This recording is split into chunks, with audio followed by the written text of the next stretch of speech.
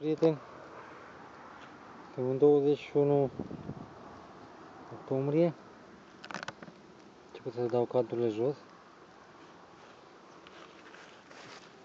Mierea a fost trasă, aproape toate. Și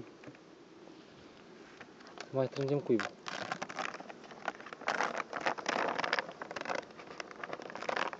Să las pe 8 rame, poate chiar 9, dar mai bine să fie cât mai strâns.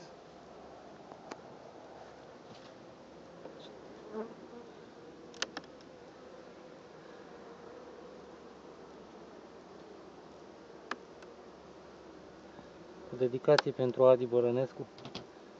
Uite ce înseamnă. Cât mai bun. Fără mănuși, mâneca trasă.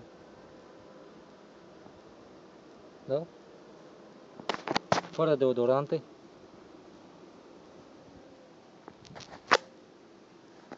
Bun. Îmi pare rău că n-am cum să las camera, telefonul de fapt. Și am nevoie de 2 mâini. Ne mai auzim.